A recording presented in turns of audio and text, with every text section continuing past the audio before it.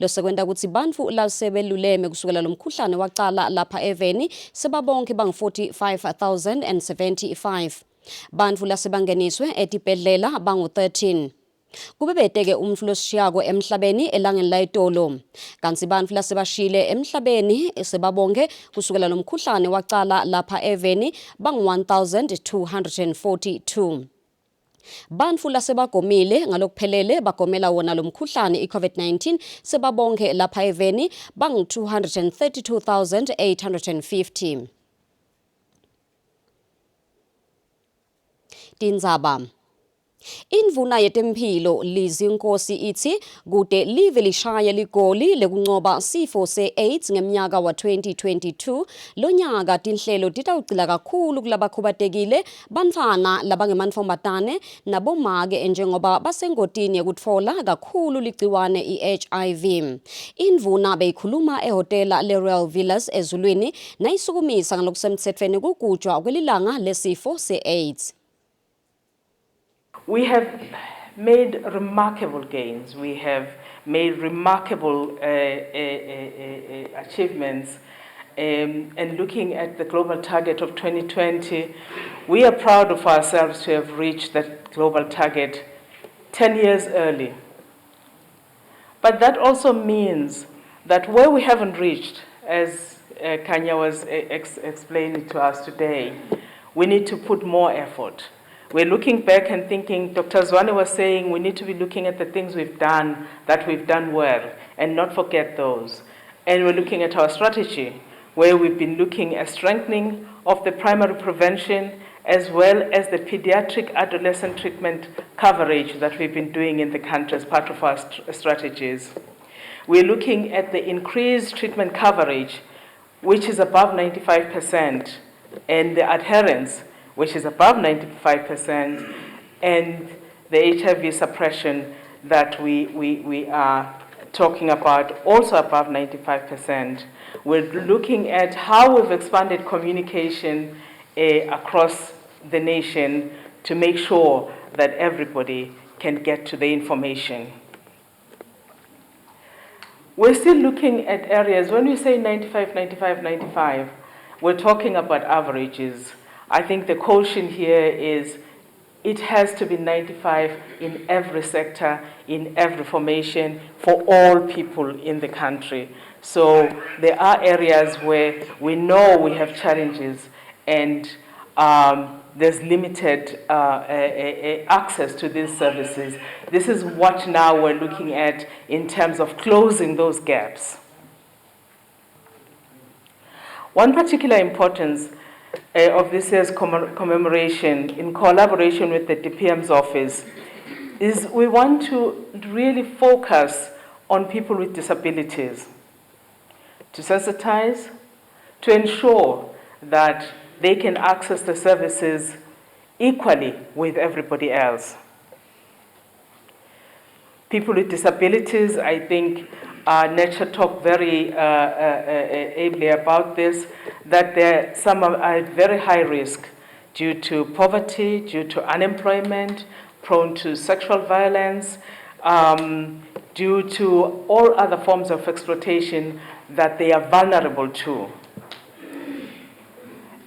As we emphasize zero tolerance, we need to be looking at zero tolerance to stigma, to discrimination of all sorts, to neglect, to all forms of violence, to exploitation against people with disabilities, against people living with HIV and AIDS, against adolescent girls, against young women, against key populations, and all other population groups that need HIV services. We have not been doing this alone. We couldn't have achieved where we are today on our own without the help of the multi-sectoral response partners.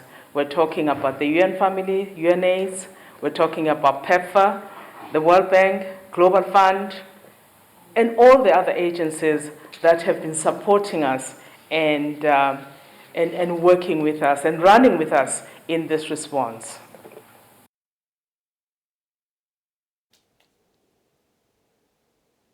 Beluhlangothi lwetekuhlela timali ngephansi kwelitiko letemphilo babambe umhlangano sikolwa nebeluhlangothi lelibuke temphilo esifundzeni saseshiselweni ngemsebenzi wekubuka emasu ukuthi timali bangatisebentisa kanjani kulandzela ukuthi simo semnotfo siphansi. Loku-ke kuvetwe ngumphatsi wetekuhlela etiko letemphilo Dumisani Shongwe. Umphathi wetekuhlela etiko letemphilo Dumisani Shongwe uthi kulandzela ukuthi sebatawucala umnyaka timali lomusha. Tinengi tinsayeya letingabanga ukuthi imali letfolwa litiko emnyakeni lotako ingabi ngulenengi. Timo letifaka ekhatsi kuvalwa kwemagede, umkhuhlane i-COVID-19 naletinye nje. Shongwe uthi kungako-ke babambe lo mhlangano sikolwa lapho khona bebatibuta imibuto lelukhuni letawutala emasu langabatisombululo. Sisuka Ministry of Health as a budget preparation team. Sitewuhlangana ne-Regional Health Management Team yala eshiselweni. Basically ukuthi sibende babe aware ukuthi i-budget sesikhathi sekucala i-budget kulungiselela i-budget. Sibende babe aware ukuthi what are the issues lakhona langathikabeta kutfola i-budget. Siphinde sibende babe aware ukuthi njengoba simo sahulumende sikutemnotfo noma kutetimali sinje, what do we need to do? Si presentile lapha si team ukuthi hulumende unemali enganani so release emalini sesibhadele emalini. Kubuka nje ukuthi simo sahulumende sikutetimali sikanjani. Sabe sesiyadiscussa ke as a team ukuthi kungendeka vele sithole ukuthi uhulumende akanayo imali leyanele langasengetela yona eminyakeni lotako wema budget as a health sector as ma facilities sitawenda njani nakunjalo. So njengoba nje sibachazele ukuthi le mali lesinayo nyalo ngindeka uhulumende afune ema-cuts ngetizathu letinengi. Siyathi ukuthi sakhu revenue ngendeka noma sakhu receipts ngendeka nciphe ngoba bekuvaliwe emagedeni singakhona kuhamba nemnotho uhamba kancane. There are a lot of issues around social political issues lakhona lenta ukuthi umnotho ungeke waperforma kahle. So that's as a health ministry as a sector they are affected. So we were sharing those leyo information ukuthi kukhonani kude in. So ke sabe sesibuka ima scenarios ukuthi sitawenda njani nangabe athi uhulumende kude imali latasingetela yona. How can we reposition ourselves? How can we use le budget lesinayo si-restructurishe ukuze siqhubeke sideliver ama-services as otherwise expected by the public. Shongwe uthi basetawuchubekela nakuletinye tifundza telive ngalomsebenzi bese bayahlangana balitiko lapho khona batawuphasisa khona lamasu bebawakhulumisa. Kubika Sifiso Nxumalo ngasimuva Shongwe sisenhlangano. Litiko letemcebo waphansi nemandla selifinyelele engcenyeni lengamashumi lasihlanu ekhulwini eluhlelweni lokutfola ukuthi live linamuphi umcebo waphansi ema-minerals. Ngekusho kwemphathi weluhlangothi lwaka-geology Dr. Nowa Nhleko, simo selitulu ngusona lesiphatamisa lo msebenzi. Nhleko uthi kwanyalo kuyasebenteka. Ivuna itiko letemcebo waphansi nemandla Peter Bembe enyangeni lephelile isukumise ngalokusemthethweni ihlelo lekubuka ukuthi live linamiphi leminye imicebo yaphansi.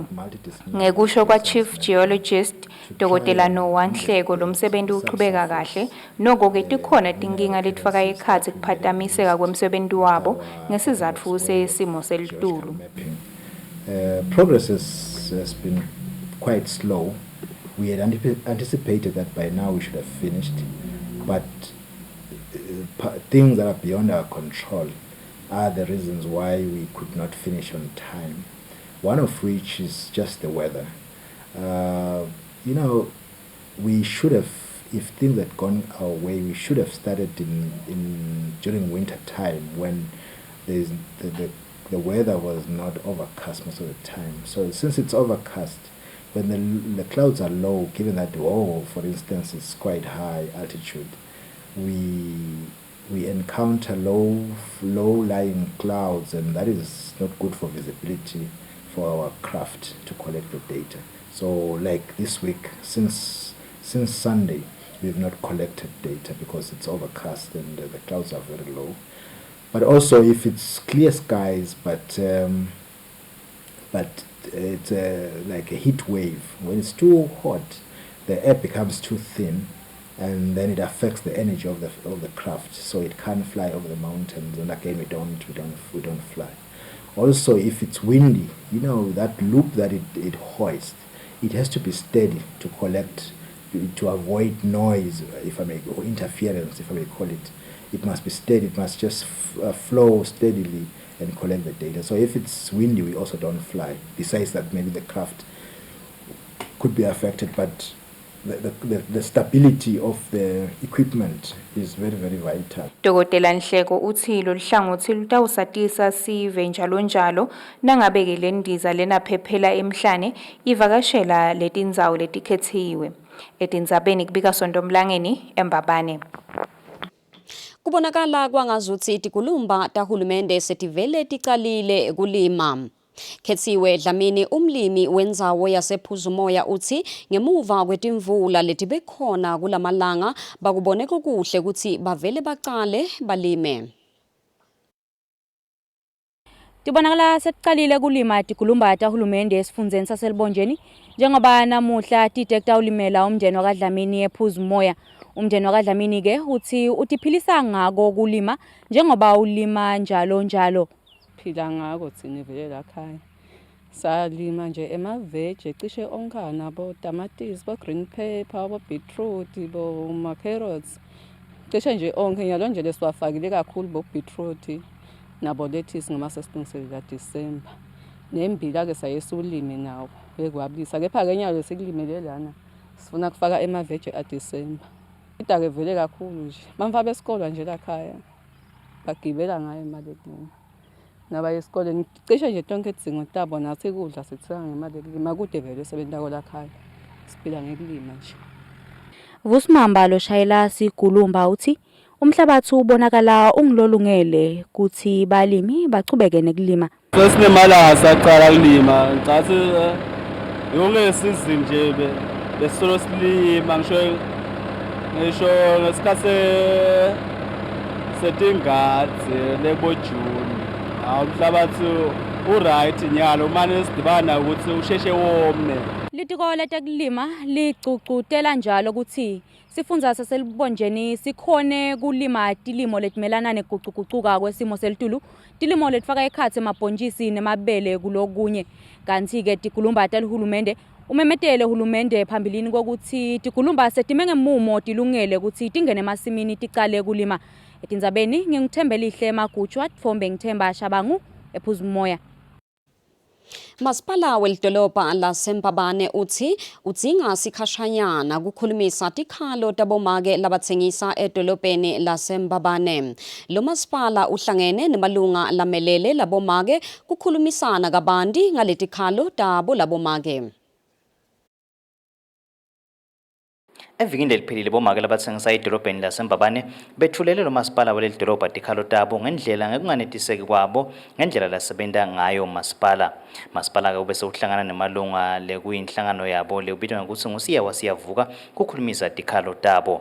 Malta Vilakati lothumenge lamamgobhozi kuboke labomake longumengameli walenhlangano ulandzisa ngetikhalo tabo nalokubahlanganise namasipala. Ikhalo sekucala nje sikalo sisitafula besicela usitafula alinikwe phela angibona mfana mina nangisetafuleni nangifa akunikwe phela abantu abami bakhona ukuphila lokusho sina kufemine sonqumukile ukuphila kulabantu abami nawo batawufa masinyane.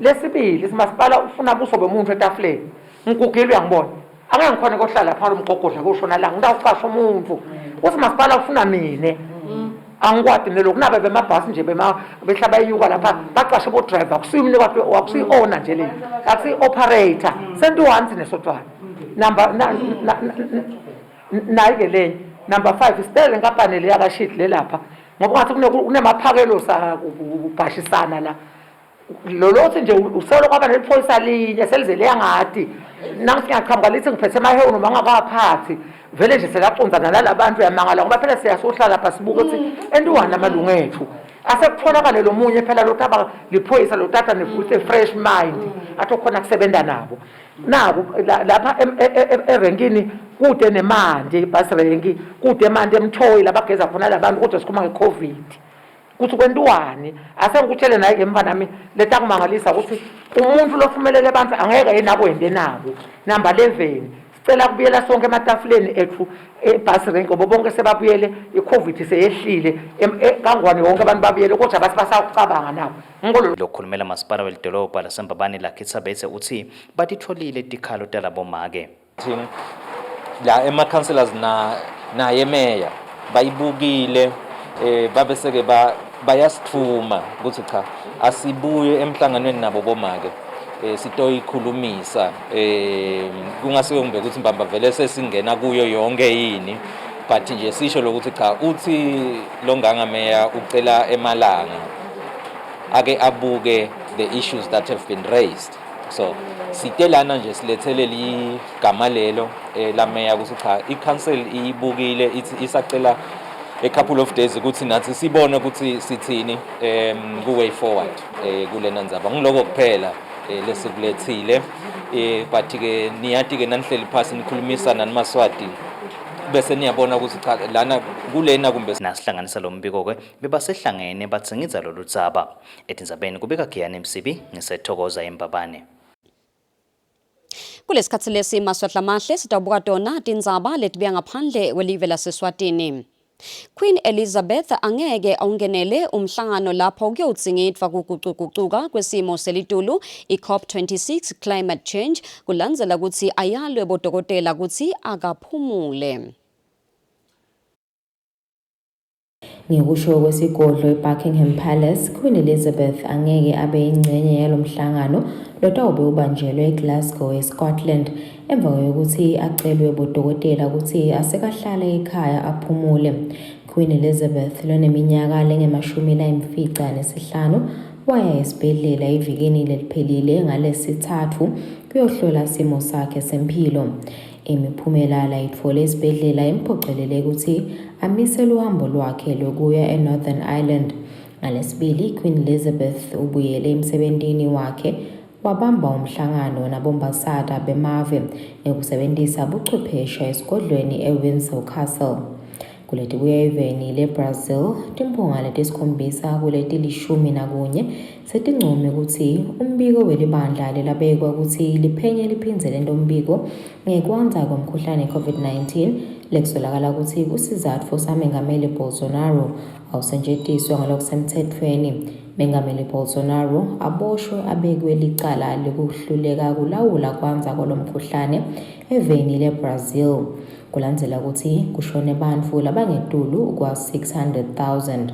Lo mbiko uphinze ucele inkantolo ukuthi imise kwesikhashana kusebenta kwetinkhundla tekuchumana tamengameli emva kokuthi athi umjovo wokugomela i-COVID-19 uyahlangana nesifo i-AIDS. Lo mbiko ulandzela tikigaba letaphumela ebaleni tenkhohlakalo netigemegeme letenteka kuhulumende kulela live.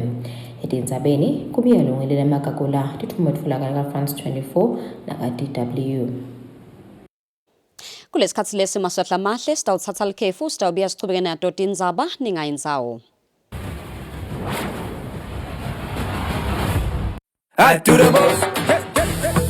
Watch local TV on the go with the Eswatini TV app for only 20 emalangeni. Come on. Do the most with Eswatini TV app. Download from Google Play Store or App Store. We're good together. Everywhere you go, MTN.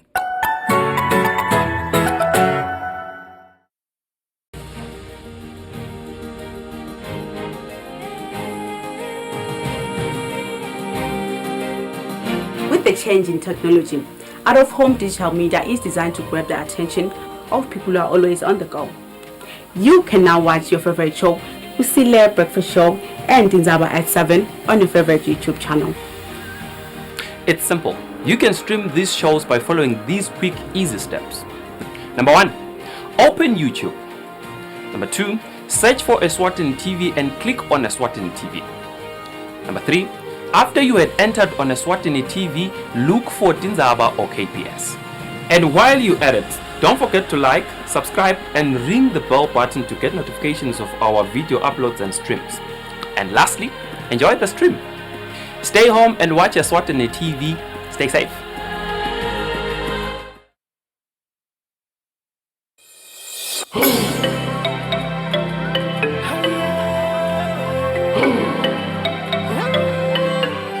Eye on SADC, telling the African story from an African perspective. This is the only news program bringing you news, views and interviews straight from the countries where it happened. Join me in Ndishishi Hamfungu as I take you on a journey across Southern Africa. That's on Eye on SADC, news of SADC from SADC.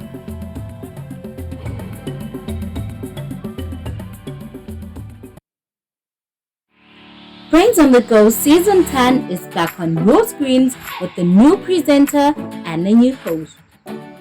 This season, the quiz show is in the Lubombo region where we will meet 15 students from 15.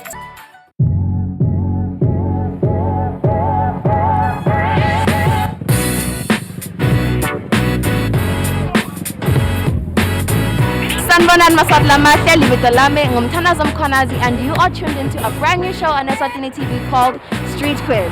Street Quiz is a show that is aimed at finding out just how well you know your beautiful country and just how well you travel. Now, the beautiful part about it, and that is my favorite part as well, is you get to win a special prize. Now, that could just be money or a little something extra. As for me and my team, Nidanibona every week from here, just as long as you tune in and now want to start Dingdong Balege.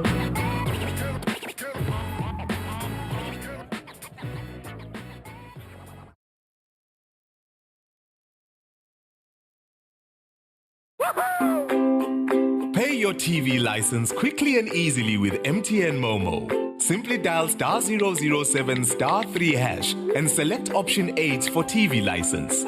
Enter your national ID number as your reference and the amount you wish to pay. Then enter your PIN to confirm your payment. Once your payment has been made, you'll receive a confirmation SMS of your payment. If you're a first-time payer, you get another SMS for your TV license. So legalize your entertainment from the comfort of your home. Pay your TV license the easy and convenient way with MTN Momo. Everywhere you go, MTN.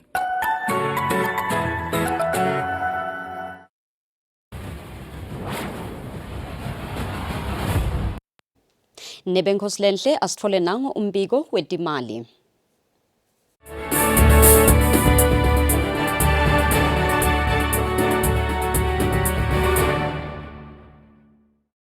Nalamhla ekuseni kasathelethwa ubanga ubingelele ngwamukele mbukeli embikeni wetimali sibuka ukuthi imakethe letimali tibhenga kuphi kanti libito lami ngithemko sowadube. Lilangeni lakithi libonakala liphelelwa ngamandla nawulibukana itimali temhlaba njengoba litilathenga $1 laseMelika ngemali leyayicishe ilingane ngemalangeni langishumi nesihlanu 15 emalangeni ithenga $1 linye. Lena inzengo leyagcina kubonakala emavikini lamabili ledlulile kanti ke lilangeni lehle nga 1.97% eDollar laseMelika njengoba $1 libita 14 emalangeni na 99 cents. Umpondo lehla nga 1.78%, umpondo bita 20 emalangeni kanye na 60 cents kanti ke euro lehla nga 1.9%, euro bita 17 emalangeni kanye na 39 wemacent. Kuti Africa imali lehle nga 1.1% njengoba libula linye libita 1 elangeni na 33 wemacent. Mozambican medical ikhuphuka nga 1.82% elangeni nelangeni libita 4.2627 wema Mozambican medical. Kanti ke kuthi angisheya imakethe $1 laseMelika libonakele lichubeka ngidlodobala nawulibuka netimali temhlaba njengoba kuphume inombolo te-CP Consumer Confidence letinombolo letiphumile itolo letinombolo tenyanga yembala letinombolo letiphumile tibe ngetulu kwalebegatso yemakethe njengoba kuphume ku-113.8 index points kanti lokungetulu kwalebegatso yemakethe lebegatso 108.3 index points sikhathini lesedlulile kwaku-109.8 index points. Kuphinde kwaphuma inombolo khona itolo tema new home sales tenyanga yenyoni inombolo tikhuphukile kakhulu nalebegatso yemakethe tiphume ku-800,000 kanti ke imakethe begatso 760 wema-thousand sikhathini lesedlulile kwakungu-702 wema-thousand. Litola laseMelika likhuphuke nga 0.2% kumpondo bita 1.3738 wema-dollar aseMelika kanti euro likhuphuka nga 0.08%, euro bita 1.1596 wema-dollar aseMelika. kanti nasibuya imali into abongqondomshini ama-cryptocurrencies abonakala yaphelelwa ngamandla i-Bitcoin yayithenga ngemali lengaphasi kwa-60 wama-thousand ama-dollars America yehle nga-5.28% njengoba ibida 58,999 wema-dollar asemelika. Ethereum yehle nga-3.51% ibida 4,041.67 wema-dollar asemelika.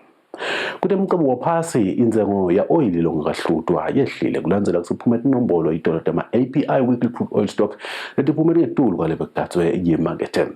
Lenombolo letiphumile tikhomba ukuthi timphongolo ikhuphuke ngetigidzi letimbili nengcenye 2.318 wetigidzi temphongolo kanti ngetulu kwale bekdatswe yemakethe lebeyikatse 1.650 wetigidzi temphongolo evikini leliphelile kwakungu 3.294 wetigidzi temphongolo khona esukwini lamuhla sikatse letinye tinombolo ta oil ongakahlutwa letibita ukuthi ama-crude oil inventories lekatse ukuthi tikhuphuke nga-1.914 wetigidzi temphongolo kanti evikini leliphelile kwaba kwehla nga-0.43 wetigidzi temphongolo oil ongakahlutwa wehle nga-0.57% njengoba bida 84.71 wama-dollars America umphongolo golide lehlile lehla nga-1.2% libida 1,784.24 ma-dollars America kanti silver lehle nga-2.37% isisindo sibida 23.883 wema-dollars America. Kuma shares Eswatini all share index at 457.96 index points kanti shares all share ikhuphuke nga-0.84% 67,544.56 index points. Libhange elikhulu umtsholi wamaSwati uthengisa amaphepha ahulumende ama-treasury bonds esukwini la itolo tigidzi letimakhulu lamabili emalangeni 200,000 kanti ke lamaphepha bekahlukahlukene bekhona leminyaka lemithathu lapho bekuthengiswa tigidzi letingamashumi lasihlanu temalangeni kanti ke indalo yakhona ukusiphohlongo nengcenye 8.75%. Libhange likhiphe nje 26.04 tigidzi emalangeni kanti ke bekukhona liphepha lelinye lebeliminyaka lesihlanu nje kuphela bekuthengiswa tigidzi ngamashumi lasihlanu nakhona indalo yakhona bekuyimfica yemaphesenti noma ke lokuyimfica ekhulwini 9% noko libhange likhiphe 35 wetigidzi emalangeni kwase kuba neliphepha lelinye leminyaka lesikhombisa nakhona bekuthengiswa tigidzi ngamashumi lasihlanu emalangeni noko ke indalo yakhona bekuyimfica nengcenye 9.5 wamaphesenti libhange likhiphe imali engangetigidzi ngamashumi lamathathu nasihlanu emalangeni kube sekuba neliphepha leminyaka lelishumi bekuthengiswa tigidzi nakhona elingamashumi lasihlanu emalangeni indalo yakhona bekuyishumi nengcenye 10.25 wamaphesenti libhange likhiphe nje tigidzi namashumi lamane nasihlanu nengcenye 45.7 wetigidzi emalangeni. Malangeni amahle umboni imali kasekushaya sokubeke lapho namhlanje ngisho somanye inkosi vuma siphinde sibone ngakusasa kanti mfaselo ngithemgozo kaDube usale kahle.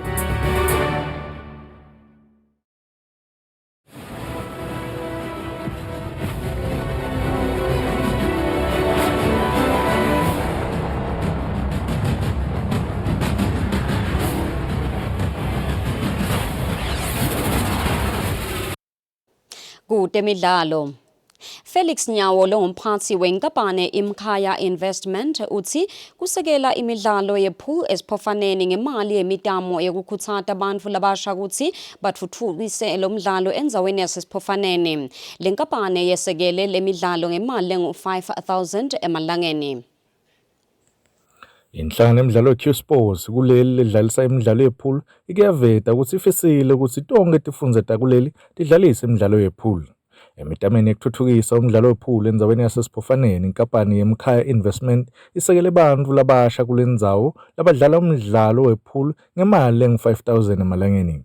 Felix Nyawo longumphathi walenkampani uthi isifiso sabo lesikhulu kubona bantfu labasha kulendzawo bahlangene bathuthukisa umdlalo wepool. Umkhaya Investment sibe nale tifiso tokusponsorisha iligi esiphofaneni yepool because it's a place where ubona iyouth iningi nani lelisetulu and liningi layo le youth lide emathuba emisebenzi njengoba sathi esiphofaneni ngokuthi akufani nabomathapha ukuthi maybe kunemafeni lamaningi la khona kucasha iyouth but nje sibona lesifiso sokuthi yiphi indlela lesingaba keep up busy ngayo siba sponsorship like to kufaka leso sponsorship sa 5,000 ukuthi bakhona ukuzidlalela up to December so that bathi keep up busy in terms of mentality because siphothi siyasathi ukuthi ingqondo sicishe siyibambe angazi umuntu acabanga ukwenza lokubheceleni like or konatha, something like that. So sibukele venue lena ukuthi it's the right venue for anyone lo above 10 years ukuthi angakhona ukutalana adlale ipool and angakhona kujoina le tournament ngetindzaba ukuthi kude etshwala kude lobhemayo just a pool room. Badlali basenzaweni esipofaneni lababhalisele ukungenela lo mncintiswano bangu-14 kanti lo tawuhamba embili utawuthola imali engu-1000 emalangeni. Lo bike lo msakato Eswatini TV kutemidlalo ngilinda Dlamini na Fabrice Msonera eMbabane.